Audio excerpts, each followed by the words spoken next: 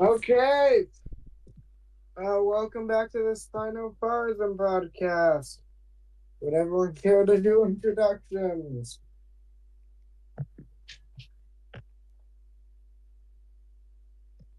Well, I'm Legardo Creations. Hi. I am the chameleons. And I am Stu, and I guess I'm going over the creature of the week since I Oh did yeah, not. Dino Blaze is not able to make it today. Oh yeah, very sad. Um, so creature of the week, Sapeornis chaoyangensis. So Sapeornis is a monotypic genus of aviolin, and it lived during the early Cretaceous period, specifically 124.5 to 120 million years ago.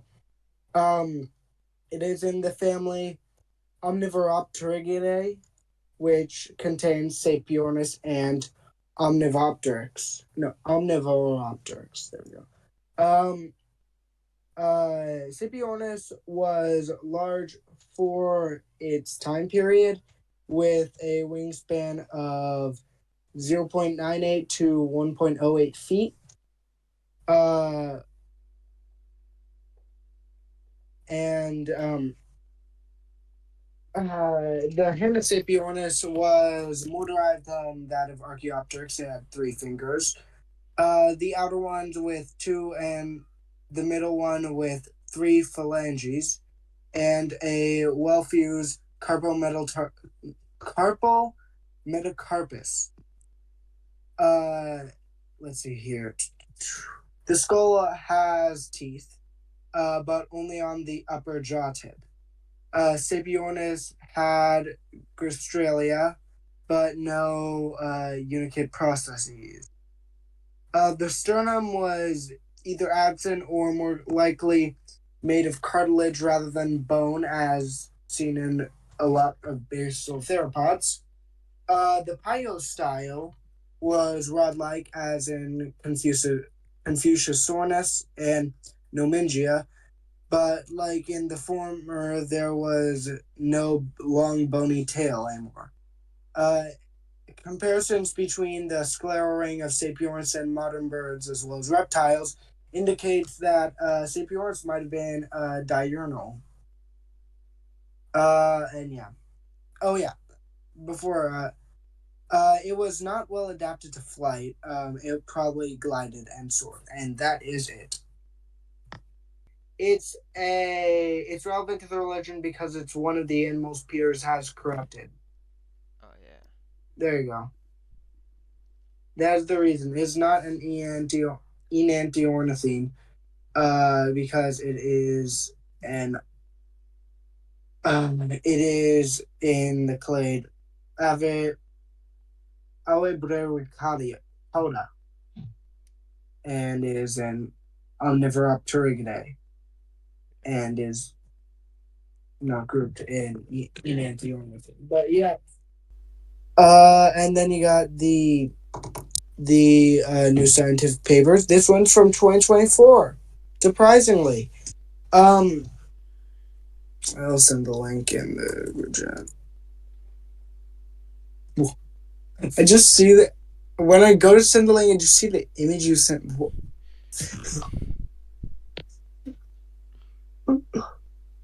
Why? Why is Blue holding guns? Okay, but anyway, um, the paper is called "An Assessment of the Anseriform Affinities." No, not affinities. Affinities of quote unquote Telmabates Howardae. So Telmabates Howardae, identified from a tibiotarsus discovered in the early Eocene, Las Flores Formation in the Chubut province, Argentina, was initially classified under the extinct family Presbyornithidae. However, this classification was later dismissed and it was deemed Encartes sedis. In this study, we suggest a new genus for Telmabates howardae, and evaluate its relationships within Anseriforms. Its familial relationships remain unclear due to the location of the distal opening of the Canalus extensorius, the shape of the sulcus amphibularis, and the medial position of the condyles. However, unlike Anatidae and Romainvilidae, the condylus medialis is smaller and blunt, whereas in these taxa it is large and narrow. This suggests that this species was more terrestrial and less adapted to swimming than Anatidae. And are Anatidae ducks? Yes, ducks, I don't know. geese, Oh, just swans. water birds. Yeah. Yeah, ducks, geese. Huh, neat. Um, and what's Romainvilidae? I don't know, it doesn't come up when you Google it. Yeah. Okay. Basically, paper gives it the new genus. It gives it the new genus Wunketru. Yeah. They place it as an anseriform. Uh, and they don't know exactly where it is. They just gave it a new genus. It's Wunketru howardai. So that's cool. Do we want to move on to the Peters segment? I'm very confused because when I type up Romainvilidae, it comes up with Romainvilla Kazakhstanensis, and when I search that up, one of the top results is The Conversation article about an extinct species of giant blue-tongued lizard. What? Huh? That's odd. Romainvilidae. The origin of I just look up Romainvilidae. Um,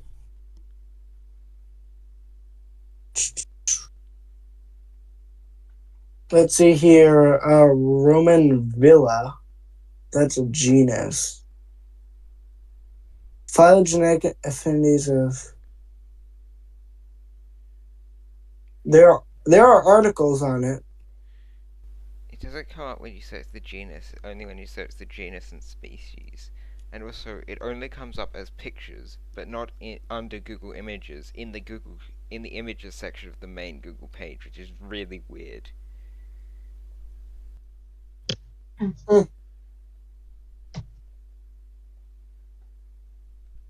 Yeah.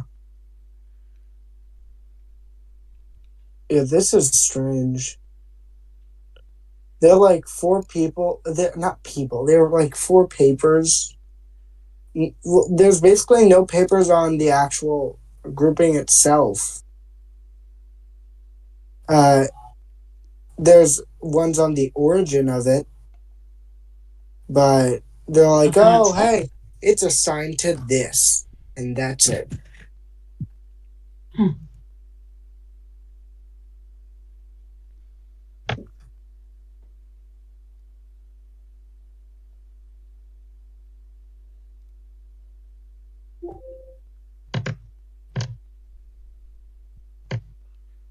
Yeah.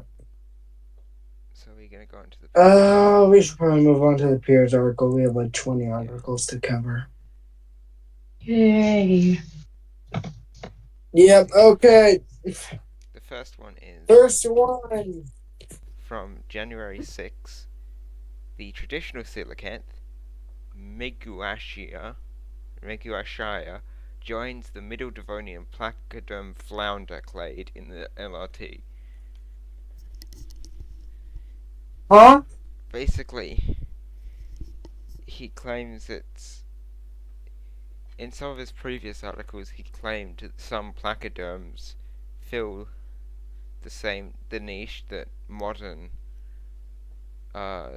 flounders, Phil, and he claims that this coelacanth, Meguiarshire, filled that same niche. I'm not sure if he's saying it's ancestral to Well, he's saying it to joins a flounder. flounder. Well, he might be referring to the fact that it joins the clade of flounder-like placoderms. True.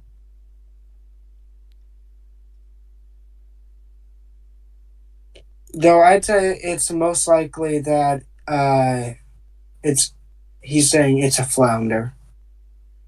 No, it says Comparing it to the I flounder. no. He says these I texts. think- Well, not a flounder in No, the clade with flounder. no, because he's saying these taxa are nicknamed placoderm flounders, and he has the flounder in quotes.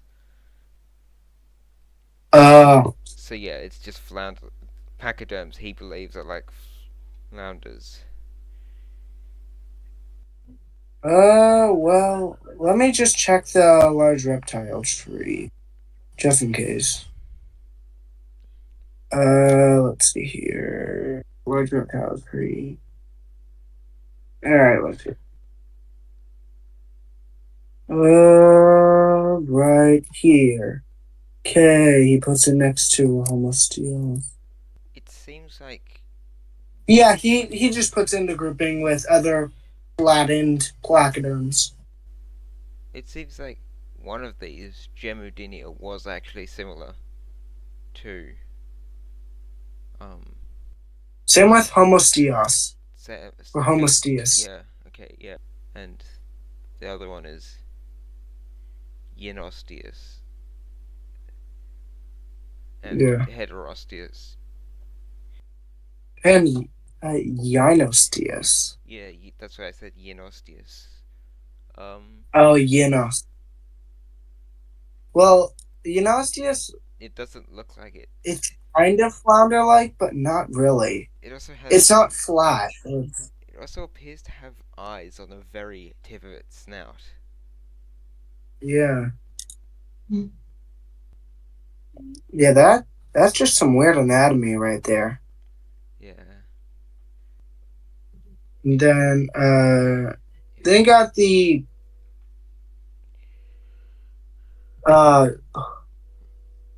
next article, which He says what do I just paleobates or paleobates now nests the next Squalus, and Squalus is actually so the a so it's yeah, Squalus is a type of dogfish, and paleobates paleobates is a hybodontiform, yeah. which is not correct. Where's he seeing the resemblance here? I don't know. Like, look at the head, for example. Yeah. Like, Really. how Also, Yeah. he thought that the post. Apparently, he says that he thought the hump was a spine, but it's just a hump. Then he just quotes Wikipedia and misses a space. He writes was a without the space. Neat. Yeah, that's strange. I mean, there isn't really much of a resemblance in general. Yeah. I can't really see where he's coming from. Where is he coming from? I don't know. Like, the skull isn't similar. Like, the head, it's not similar at all. Which is usually where he bases his stuff off of. The fins aren't similar. They're all different shapes. Like, genuinely, it doesn't make sense. It's pretty. Also, I'd like to point out how paleobates is from the Triassic. Yeah. And dogfish, they aren't. Yeah. Dogfish originated in the Jurassic, though. and he says it isn't. Yep. He says it later on that it isn't. He says is an it is a squalus ancestor. I mean, his comparisons, like if he compared it to an earlier dogfish ancestor, I mean, that would make sense. He could say, oh, it's a direct ancestor to it. But he doesn't. He compares it to the modern ancestor, and that just makes the comparison worse. Because you're comparing something that doesn't look nearly similar to the modern result. You're comparing it to something that doesn't look similar to it at all. Besides, hey, look, it kind of resembles a shark. Then I got the next one. Oh, this is the one that I was telling you guys about. The short illustrated guide to the placoderm to catfish transition. Okay. Okay. Wow. He goes from Coccosteus to Coccosteus to two extant species. Yeah, he goes straight from Cacosteus, which were in the Devonian, to two modern catfish. Yeah, so if you can see, that Coccosteus lived for like 400 million years. It evolved into Hoplosternum. And Hoplosternum, of course, evolved into Cynodontus. So he claims that his evidence is because catfish have a single operculum, whereas other bony fish have a three-part operculum. Can easily be explained by they just convergently evolved with placoderms. Also, he's continuing to cite papers from the 19th century. Yeah, 1844 and 1968. Wow, Peters. Very cool. So then we have the revisiting the ray-like placoderm. Genuine? Yeah, I don't know. genuine Um, which he's already covered before. He also yeah, I mean, admits to using a logical fallacy in his place. wait, He admits to using circular logic.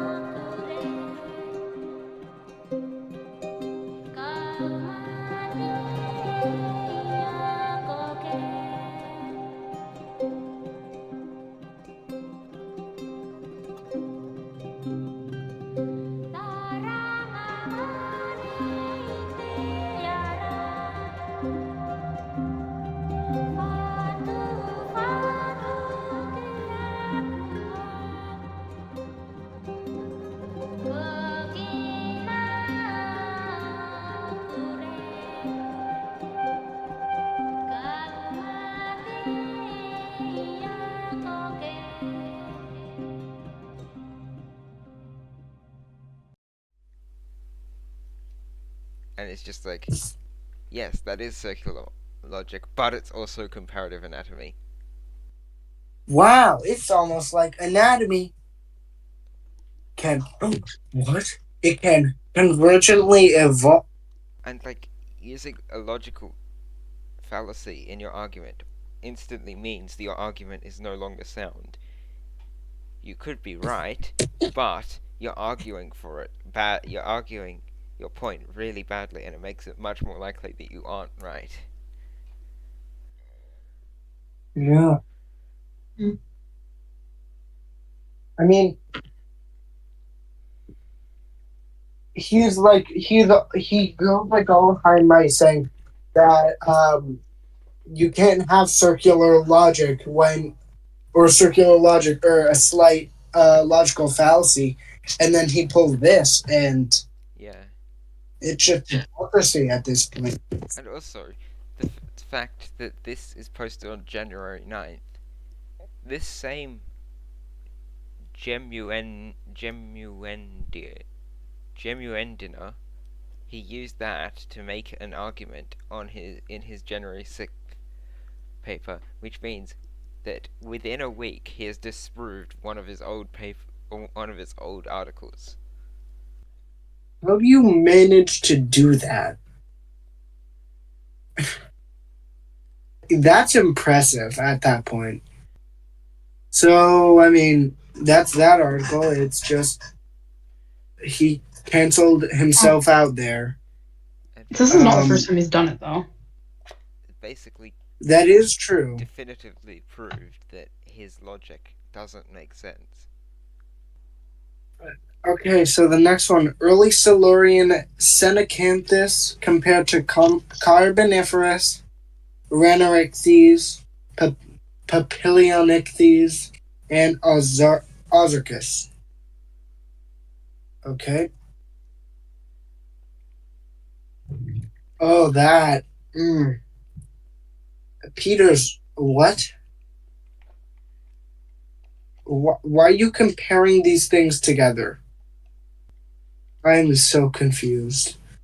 Let me open this up. Derived taxa like Rhanorichthyes and Papilionichthyes. Yeah, he claims that they filled the same niches as remoras due to having similar things, but from what I googled, but there isn't much information on these two, but there doesn't seem to be anyone talking about them filling the niche of remoras, and someone probably would have talked about that, because that is quite an interesting hypothesis. Because this one here where he's hyperlinked the name, but the last letter of the name isn't hyperlinked. This is sloppy work, and it could be fixed with a simple proofread. He also. Okay, at least he used a 2022 paper. Okay. That's also, new. why did he not Why did he not hyperlink the Wikipedia? If you're going to use that as a source, at least hyperlink it like you did in all of your other articles. Because the Wikipedia, those creatures don't have articles yet. Actually, I'm pretty sure they do. No, I checked. Senecanthus. Well, Senecanthus, Oh, I think does. okay. If that's the case, then that makes sense. But also, in that case, why is You're not getting any information. I don't think he's citing them. he's like, I don't know if he's. but they're not there. Citing. So why would he? How can you cite something that doesn't exist? Okay, so he claims that. So that is. Millerostis and the Senecanthus. I can't find what his theory is. He claims that the Iniopterygians, which is the group that Papilionichthyes and Rhanorichthyes belong to, wasn't related to ratfish, which they are, but he doesn't actually say what he thinks they're related to. And he just compares them to these two placoderms. I guess he thinks it was descended from these tiny placoderms. Well, I guess I know what it's time to do. It's time to go to the large reptile tree to see where he places them. Yeah. Okay. He just places them together with Dicosteus. So he just thinks that they're regular placoderms.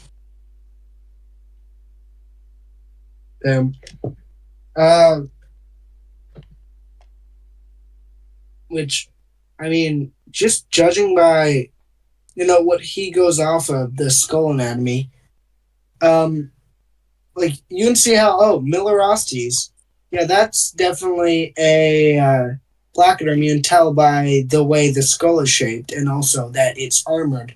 Then you go like Spinofaarism, which obviously doesn't have the same type of armored head. Then go to Rainerichthes. Is Rainerichthes? What is Rainerichthes? I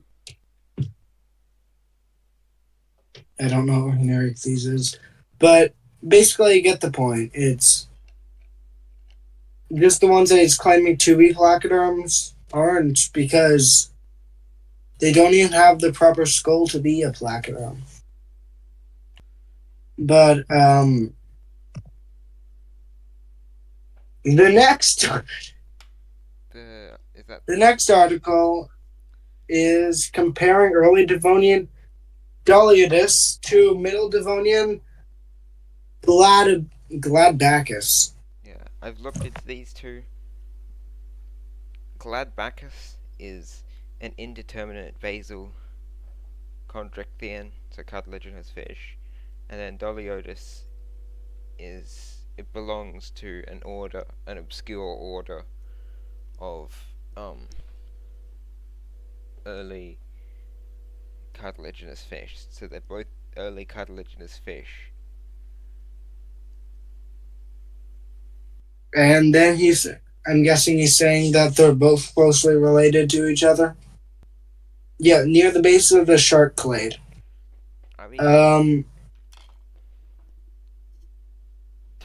they are related,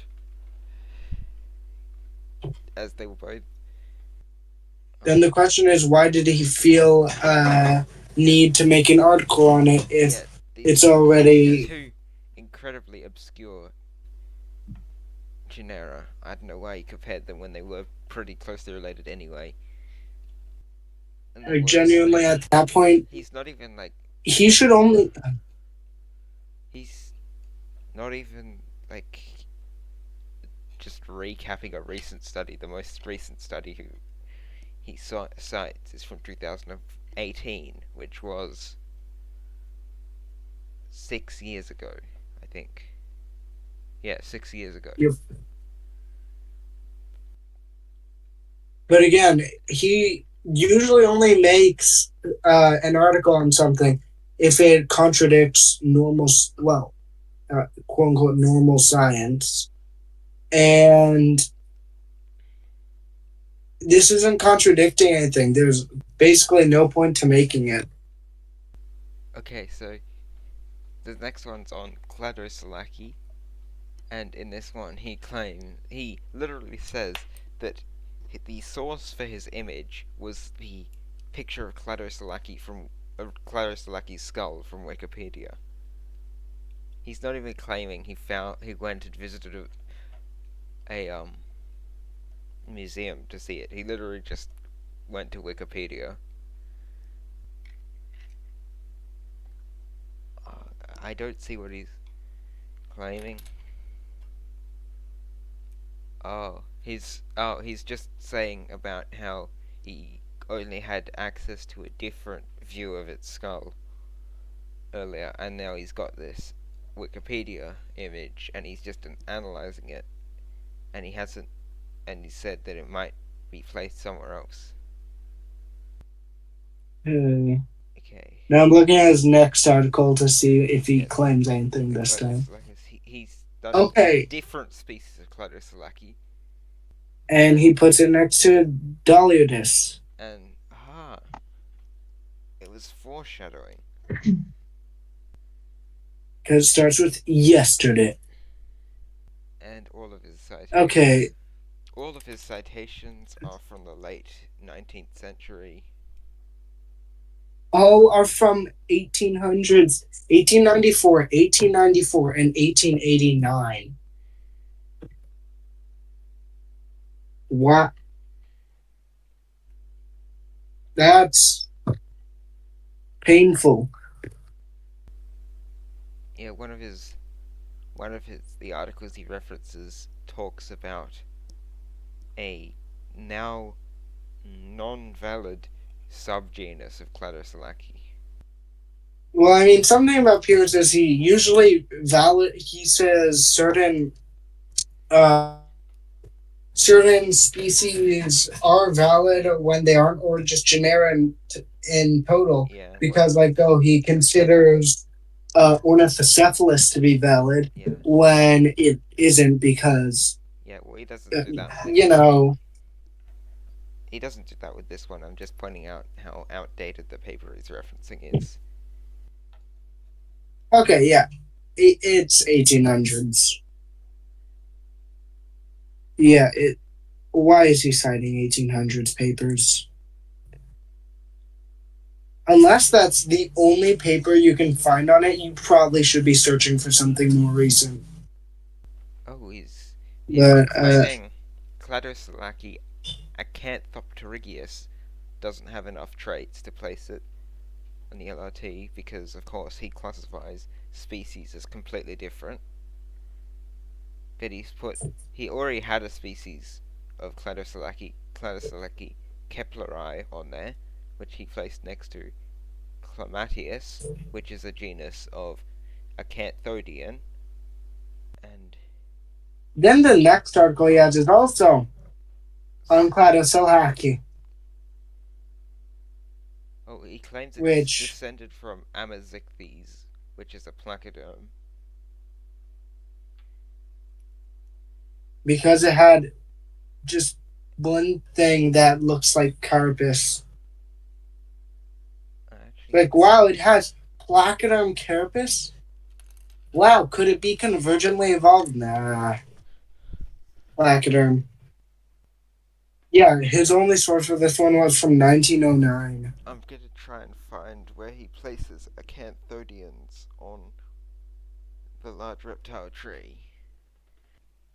Oh, here's Incanthodes. Um, uh, Okay, let's see here. He puts them, okay, so places it with, oh, he puts oh, them. he says he can't place it. Well, he Wow. puts Acanthodies and its relatives. So he says that they're ancestral to um Placodermy. to Pachycormiforms, Amiiforms, which is where he puts Arapaima, and moray eels, as well as other eels. He put and Semoniforms, which he places within the eel group. Then Mm. he puts what else does he put Oh, there? yeah. Oh, he separates Cacosteus. He separates Cacosteus with what he separates a specimen of Cacosteus. He separates that from another specimen of Cacosteus that preserved teeth. Uh, Wow. Oh shoot. he says that the ocean sunfish, galaxias, um, pufferfish, Why is the Cacosteus diagram in a different group than the two other specimens of Cacosteus? Zeus, perches, snailfish, remoras, uh, pike. He says they're all descended from um, the Acanthodians, whereas he says that his sharks, which are so that's his version of his weird thing. So basically, he's got really basal fish branch off into placoderms, and what? He has placoderms branch off before jawed fish, so he believes that jaws evolved separately within two different groups of fish. That is. That seems very improbable. He thinks it split off into placoderms and Wait, where then are we? a bunch of other fish, which does contain what we consider placoderms, but he believes that group evolved into lungfish, which evolved into tetrapods. All right then. And then he got the next article, which is saying that Mesocanthus evolved into Homo acanthus, which evolved into Neurepus acanthus, which evolved into Dactylopterus, which, no, I can tell you why not. And the reason is, it doesn't go. I love how he just says, okay, Mesocanthus from the early Devonian evolves into Homo acanthus. Sure, fine, okay. Then Homolocanthus evolves into Nerepisacanthus, which is from the Middle Silurian, which obviously wouldn't happen unless he put some other links in between. And I was like, okay, Nerepisacanthus, what's that evolved into? The extant species Dactylopterus, aka the flying gunnard, the flying gurnard, Yeah. which looks like has And it's very cool coloring. related to snipe fishes and trumpet fish. Just in general, this can't happen because there is literally a few 100 million year age gap. Yeah. Very large jumps for these things. Yeah, he claims it's descended from acanthodians. Which probably not. No, definitely not, given that the flying gurnard is a bony fish and acanthodian's a cartilaginous fish. Oh damn! Are you saying that bones convergently evolved? Yes. Uh, I'm pretty sure he. That's not right. Wait, no. Because he thinks placoderms evolved into sharks, so he thinks sharks and their relatives evolved to lose bones.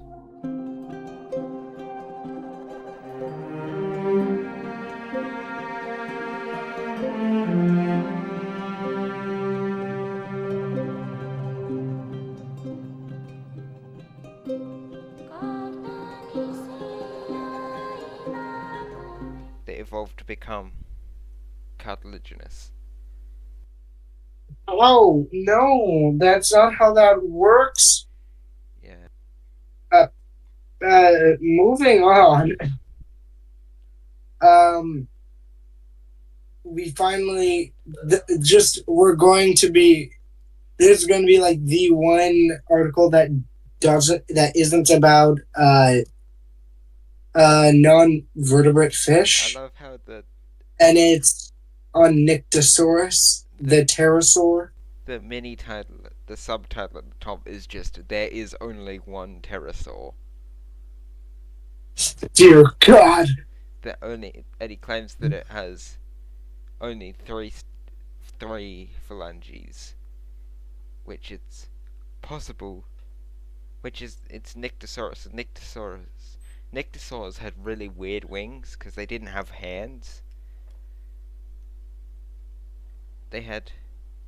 He also just. I love how he just casually is just like all others, including flightless pterosaurs, as if that's not something completely insane to say. Like genuinely, he believes an anaerognathed with fully formed wings can't fly. Yeah, he believes. It's not like it's not like Kagus and I just foreshadowed my upcoming video. Like Kagus and ostriches and kiwis, and like Takahis. they have wings. Yes, yeah, and they all have They all have wings, but they're different from the anaerognathod's wings, because these are fully formed. It's built just like the other anaerognathids. Yeah. So he would have to be claiming that all the anaerognathids couldn't fly. Wait, do you know which anaerognathids Because he claims can't fly? Because it was a specimen of Gehalopterus. Okay. Can you try and check which one it is? Yeah, I'll quickly find it. I posted an image which is a comparison between a Oh, there's Takahi and a Pukeko skeleton, and Takahis relatively recently lost their flight because they're still the same genus, and they look very different in size and structure and you compare the wings, very different. And if you compare, then we'll compare the different neurognathids. Also, his example of a And flightless it's pterosaur is Pterodactylus, longicolum, on to the next article, which is we didn't We finish the haven't, we Nyctosaurs. covered the, Oh, we almost just skipped the entire Nyctosaurus article because not even Jeholopterus, just flightless anarchnatid. yeah, we got stuck on a tangent because he said something insane. Just in general, I'd say there probably were flightless not anarchnathids, just flightless pterosaurs at some point, but they wouldn't be built like exactly whatever Peters had done. They would have they would have wings that could open, but only for display purposes. We'd probably find there would probably be less membrane in between the wings and the arms and the legs to the bottom, but yeah. Yeah, his, of course, using an invalid genus and species because Pterodactylus longicolum is now Ardiodactylus longicolum. That's his example of the flying pterosaur that he links to. So he believes that two separate groups of pterosaurs became flightless because of... I could see it happening, but not with these specimens. Because of evidence he made up. Oh. I think I may know... Peters, what is this? Peters, my man, what is this? Look at this diagram. Notice something off about this? Besides its bipedality, which doesn't make sense because, it looks like it's just dragging dragging part of its arm on the ground.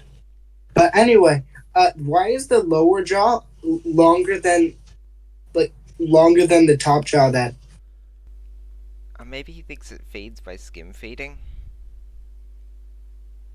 Maybe. I mean, there's no evidence for it to have this longer jaw. Yeah, I think he's just making that up. Probably. Because he feels like it. But yeah, I think that this thing might be just individual variation. Because this whole article is about how this one Nyctosaurus specimen has a different number of phalanges.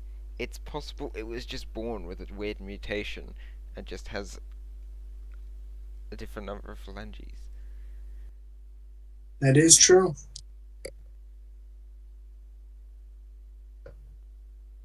What is it? Wait, so he claims that there are... He claims there are Wait. He claims there are non-crested Nyctosauruses within the same genus.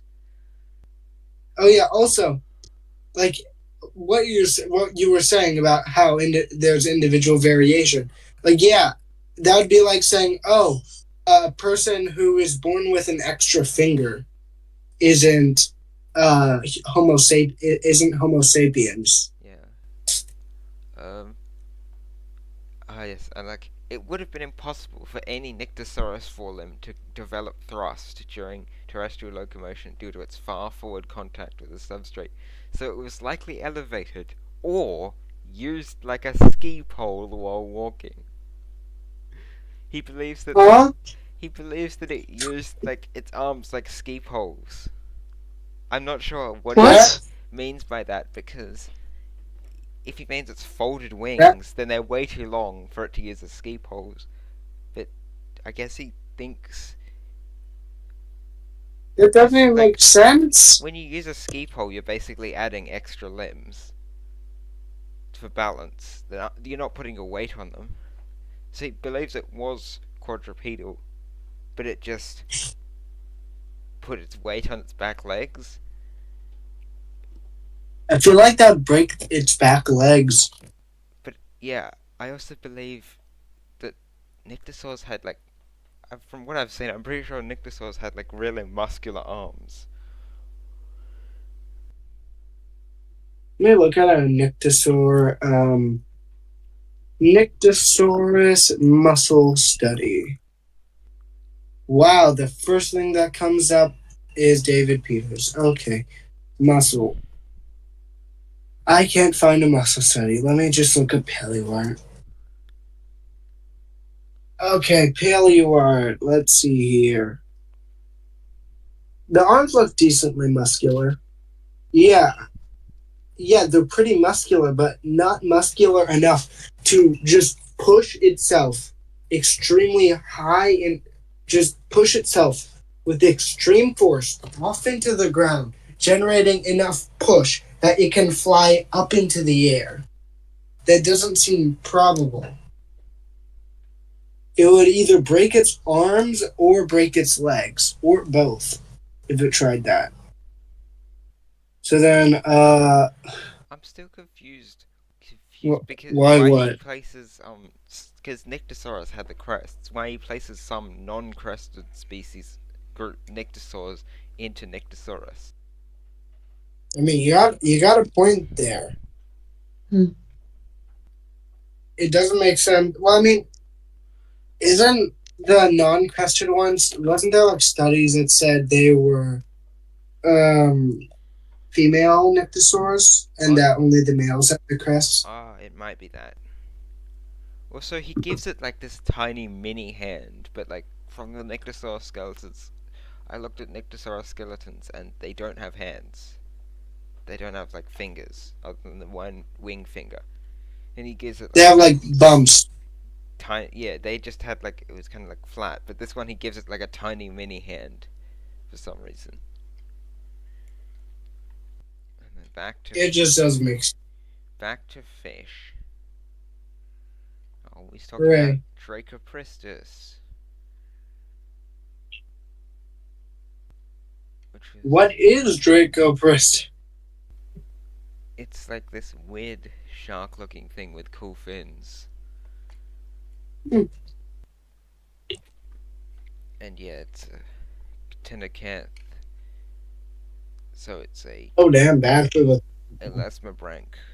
So it's a very basal member of the group that contains sharks and rays.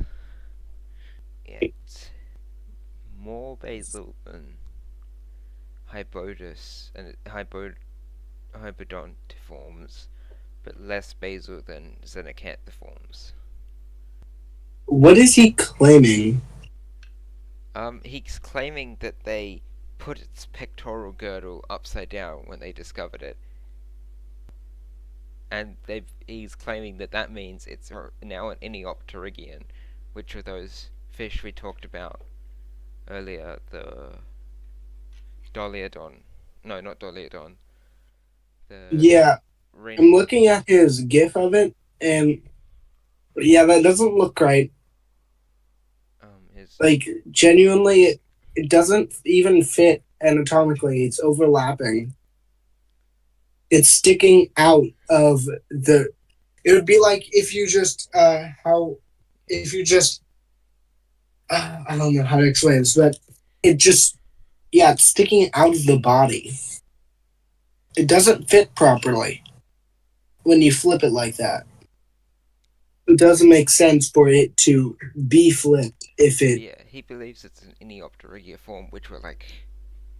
They were holocephalians with like wing like projections. He believes it belongs to that group. But, Yeah, it looks like it just doesn't look right. His image of it. so then, I what love how do we have his next? only evidence is that he thinks they got it wrong and just placed one of its bones upside down, and that places it in a completely different. Again, he's basing their how they're related on a single trait, and in this one, he's literally rearranging the skeleton to make that trait seem accurate. Wow, that's like you know how at that point someone would probably notice. Like just as in like I think this might be upside down. Yeah, it's like that thing how a bunch of people were claiming that scientists had gotten T-Rex's arm the wrong way around, because if you flipped it backwards, it looked kind of like a bird wing. It's just not how it And that works. was like a couple of years ago. It was like, you think that we've discovered like 20 T-Rex specimens, and scientists haven't noticed, oh, we put the arm upside down. Not even like 20, it's like 60. Yeah, well, it was what a conservative estimate. We I have no know idea. we have a lot of T-Rex Yeah, specimens, I knew we had a lot, and but like, and we have a lot of them, and it would take so much ignorance from yeah, every Tyrannosaur paleontologist ever. Not even Tyrannosaur, just theropod paleontologists 'cause, in like, general. To say, yeah, this, I don't think this, I think to just ignore it for over a century. yeah, just every paleontologist notices, but some rando on Twitter notices.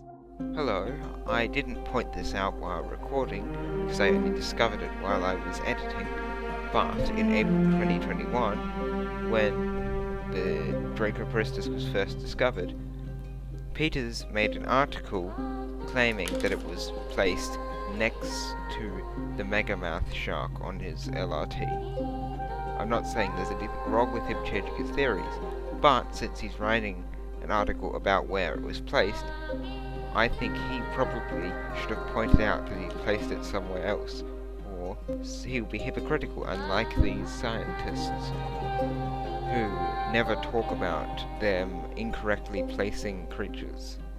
And back to the previously scheduled video. His next one is Ozarchus. Splintering placoderm thoracic armor created gill parts. Oh, he's back on his belief that gills evolved from placoderm armor. Which I'm pretty sure gills evolved before placoderm armor. Yeah, there's a slight problem with this, Peters. How did placoderms It's just like, well, breathe? yeah, actually, yeah, good point. How'd they breathe if gills didn't evolve beforehand? They didn't have gills. How could they breathe? I mean, that basically just countered the entire article right there. Just gills evolved beforehand, man. It would be like saying, Yeah. So wait, and he separates placoderms from a few other fish. wait. And is it just like, oh, those fish convergently evolve gills, or placoderms convergently evolve gills? I've just Which doesn't even make sense. looked, and he claims not only did jaws evolve twice and look exactly the same, but gills evolved twice and looked exactly the same. What? Huh? What? Wait, where are we? He's saying that gills convergently evolved twice and they look exactly the same. Same with jaws. He believes these two structures both evolved almost exactly the same convergently. And basically in the same time period. Which doesn't even make sense. No. But anyway, let's move on to the next one, which is Millerothius and Amazicthes. Oh, okay. It's about placoderms evolving into sharks. Yeah, that's his current. We've covered this thing, yeah. In basal vertebrates, jaws came first. Then gill bars appeared. I'm sorry, what? He just said that jaws evolved before gills. Yeah. How did they breathe when they didn't have jaws? They didn't breathe. They didn't breathe because they didn't have jaws or gills. I also sent a diagram which is completely pointless because one, it doesn't really illustrate anything because like the two things he's comparing don't look at all the same. And two, he's comparing Amazictes and Cladosalaki, but he also in the caption claims that Cladosalaki isn't actually that closely related to the thing he's comparing it to. This is just some BS. If I've ever heard it, or seen it for that matter. Um, yeah, this isn't right, just at all. So he says that jaws and gills both convergently evolved at least twice. So he thinks that it's possible another group of fish was its own branch, which also evolved the same types of jaws and gills. At that point, well, basically, what I'm gonna say, then why haven't like certain lizards evolved gills yet? Why haven't certain birds evolved? Why haven't certain mammals evolved gills?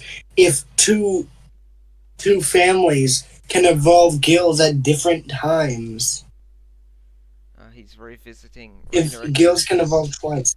and Papilionictes in within less than a month of previously examining them. And let's see here. I, Places them now as being related to Xenacanthus and Azarchus. it's been how does he change the placement within like, oh no, like Also, his first image just doesn't 5 days? exist. Yeah, figure 1, It just doesn't 404 exist. file not found. Yeah. Yeah. Sometimes I just wish he said his hypotheses first and then went into the evidence. Well, the quote unquote evidence. Because this sometimes a pain to decipher. It's just like you get hints of it in one section, then hints of it in another, usually never properly stated.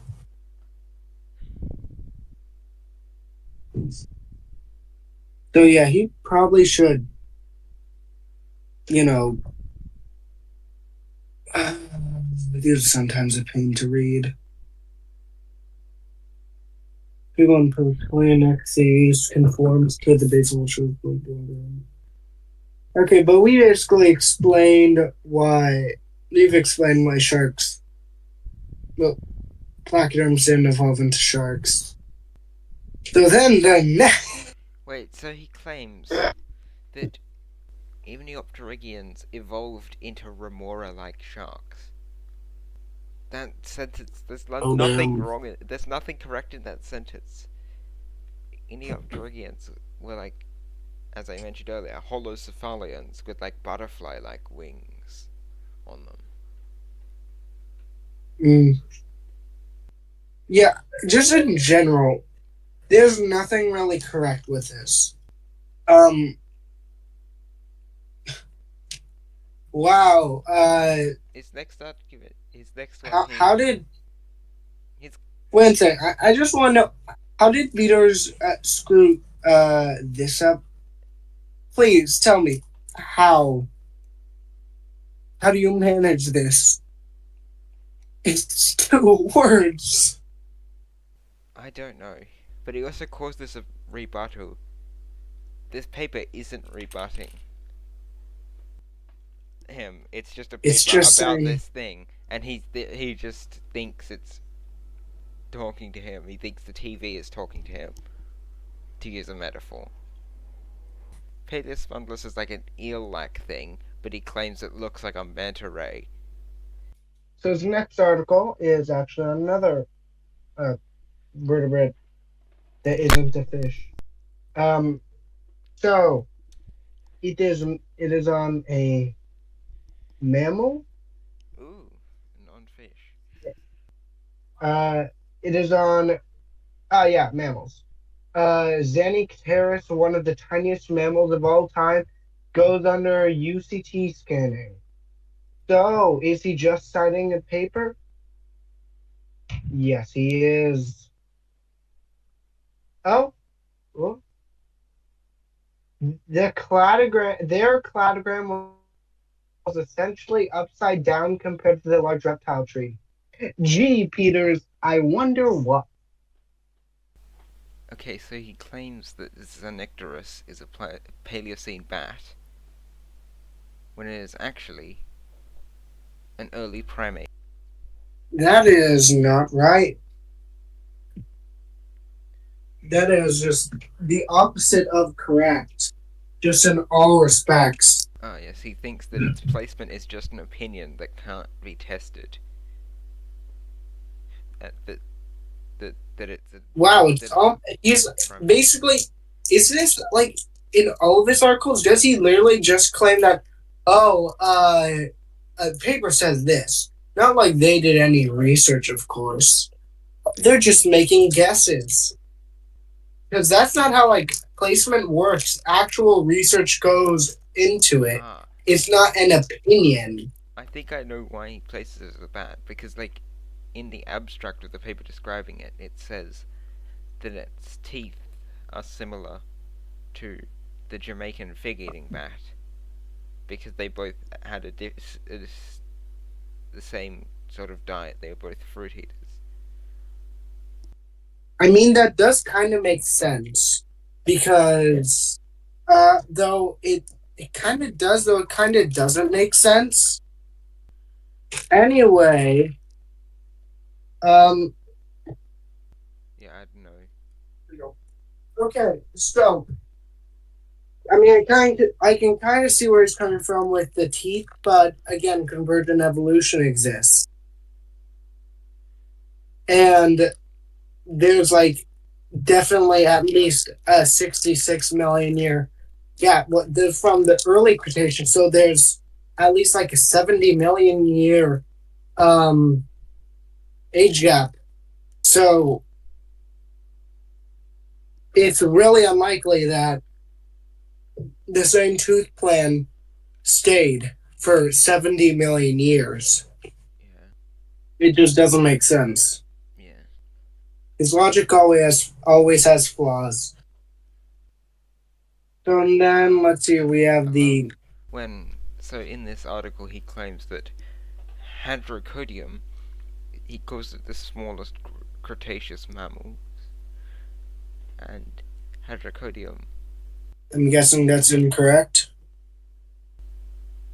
is known from the very early Jurassic.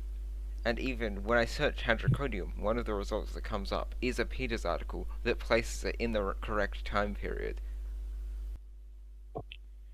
Wow, he cites 20. Oh, he said, it's early Cretaceous when in fact it's late Jurassic. There's a 2024 paper on this? What? Yeah. Oh, damn. And then we got Gets word gets out fast. the last one, which is another fish. I wonder if he's gonna make an article on Macraensis. I don't know. He hasn't really talked that much about dinosaurs. I mean, he kind of does, Yeah. Okay. but not that much anymore. How many articles does he have on Tyrannosaurus? 1, 2, 3, 4, 5, 6, 7, 8, 9, 10. 10 articles on Tyrannosaurus itself. This article's title is "The Big-Eyed Placoderm Stenosteus Nests with the Basal Shark Cobelotus." Now, I've already found one thing wrong with that, and that is that Cobelotus isn't a shark. It is a relative of Stephacanthus. I mean, yeah. This is some. But Stenosteus, I don't know what's going on here. I don't know fish. And it does have big eyes. Yeah, I mean, from the I forgot what it's called, but the circle where the eye is, it looks pretty big. Not the eye socket, whatever it's called, the disc. Yeah. Scleral ring? What is that? No, that's not it. It's, What's his statement on this? I actually don't know. I think Is he just he's saying that pointing they out a both feature? have big eyes. He's saying they both have big eyes. That is riveting, riveting knowledge right there. Um, this appears to be a novel hypothesis of interrelationships. If not, provide a citation so I can promote it here. That's what he said. So I think he's saying that they're both really closely related Yeah. because eyes, which Yes. they can convergently evolve. I don't know why he's acting. Why does Peters act like convergent evolution doesn't exist, but he only uses convergent evolution when it's convenient towards his And theories? also his worldview relies on a massive, super unlikely convergence of the whole fish evolving the same jaws and same gills in two different groups. Yeah. And that's the It just in last. general doesn't make sense. Yeah. We've only been It's recording physically impossible. yeah, an I hour. would normally say improbable, but it is literally impossible. There's just too many coincidences. Oh, and Donnie left. Okay. I don't think we're gonna have time to talk about the pterosaurs to birds, given we've been recording for an hour and a half.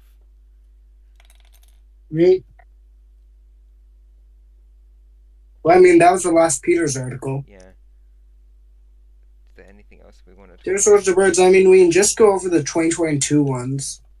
There's only a few. Yeah. Well, There's only we 14. should probably cover that just all in one. Maybe we do a brief look over the new articles from Fossil Genesis. We could do that instead. That works. Yeah.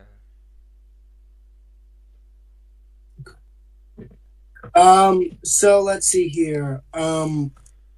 Fossil Genesis. Where did we leave off? Well, I mean, I kind of want Dinoblaze here for that. Yeah, true. What else can we quickly cover? Can't quickly cover sci-fi for obvious reasons. Yeah. I don't think there is anything. But yeah, I mean, see you on the next one next week.